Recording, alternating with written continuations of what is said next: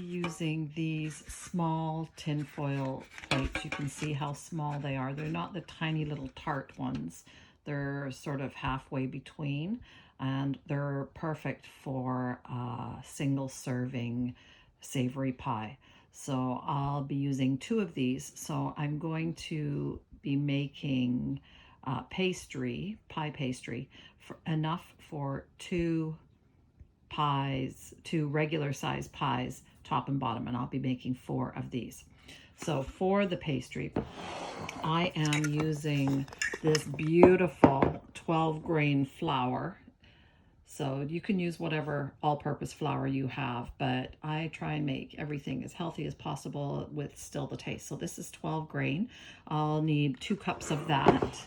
I'm going to be using Crisco all vegetable shortening. You can use this, or if you prefer, you can use coconut oil or a combination of the both. I'm going to need about 3/4 of a cup of this, and you want it chilled. So 3/4 of a cup of that, and about a teaspoon of salt. And then just water to make it the right consistency, somewhere between 4 to 8 tablespoons. You start with a few tablespoons and add to it. So I have my shortening and flour here together in the bowl, and I'm just going to combine it until the shortening is about pea-sized. So there we have it, all combined, and now I'm going to just add in my salt and mix it around a little bit more.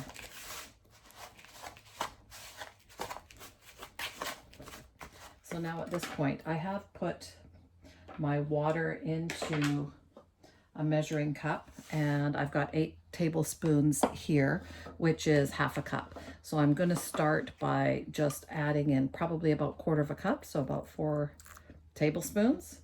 And we're going to mix that in until it's combined. And then we're just going to do a little bit at a time until we have the right consistency for our pie crust. Once you can form it into a ball, you've probably got about the right amount of water in there. Now, don't go too much water, because then you just end up with a tough pastry. So you want it still a little bit dry. So I did not use all of that water. I've got probably about 2 tablespoons left. So I'm going to go from there.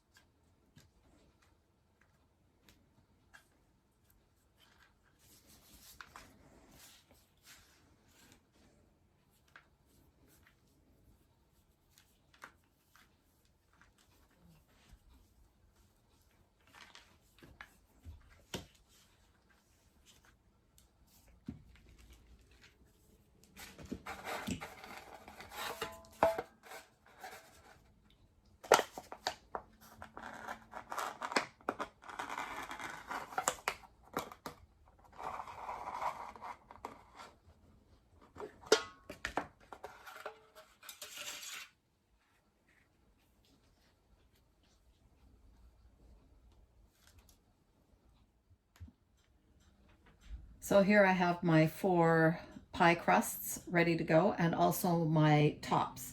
Now I'm just going to set these aside and keep them covered so that they don't dry out, so that they stay moist until we're ready for them.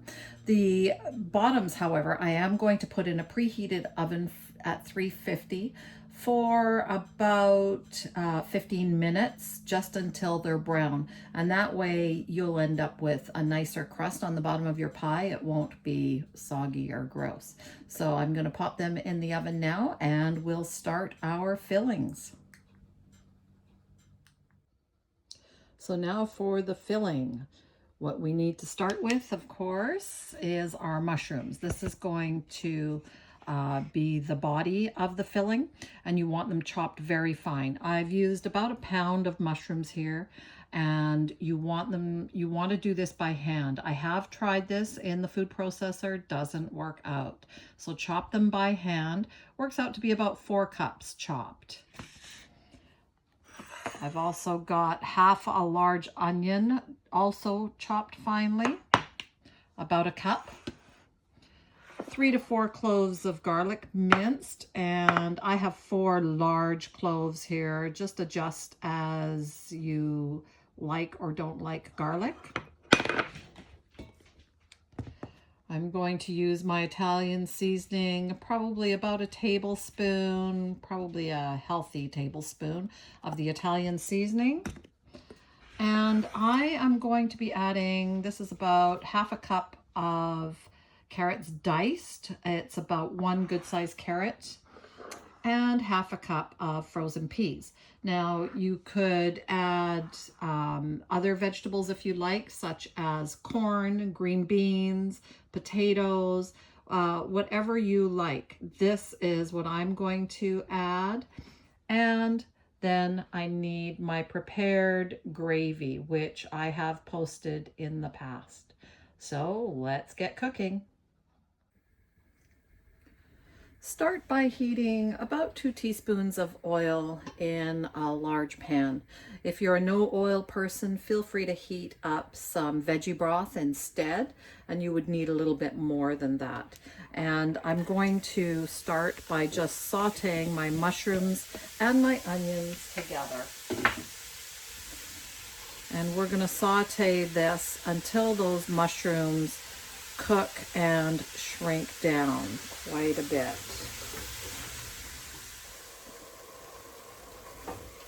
So you can see now we have cooked down quite a bit, and those mushrooms start to change color. I'm going to add in the garlic now, and we're going to cook for about a minute more. I'm also going to add in the Italian seasoning at this point as well.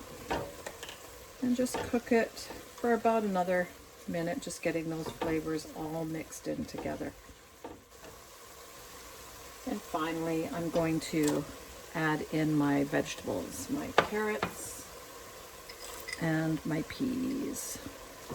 And we just want to cook those until the carrots start to get a little bit tender. And you want to cook off as much of that liquid off the mushrooms as you can.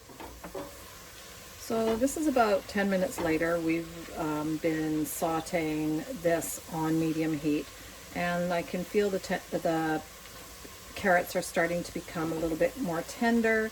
We have cooked off most of the moisture from the mushrooms, and at this point it's ready to go into the pie shells. At this point as well, this is also a good base for shepherd's pie if you wanted to be making a shepherd's pie. But today I am making little pot pies. So now I'm going to turn off the heat, remove this from the heat. So here are my prepared pie crust bottoms, and they are all cooked. You can see they shrink down a little bit. That's okay. And I'm just going to take a healthy serving into each one of these. Now you don't want to pack it down, okay, because you want to leave the room for the gravy. You want the gravy to be able to go down through everything. So I'm just going to try and get these all about equally full.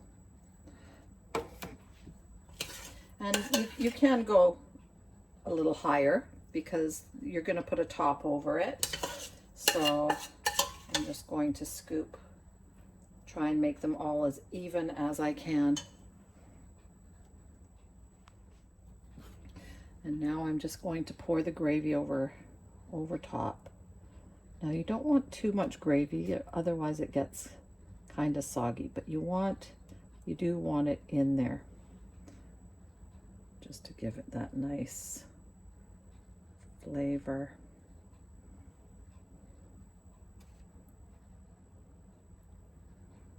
And then once I've got this done, it'll be time to put those tops on.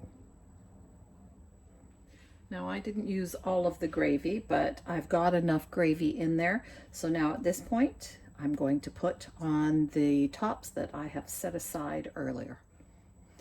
So you want to put on your tops and press down the edges and pinch them.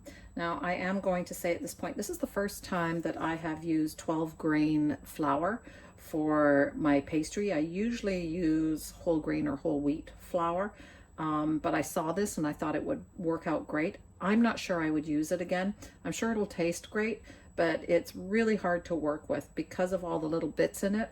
It was falling apart quite a bit and it was really hard to pinch it onto the top here. But anyways, that's just a little side note. So now I'm just going to cut a couple of nice slices in the top of each of these, and that's so that when it starts to heat up, that it will let out some of that steam from inside.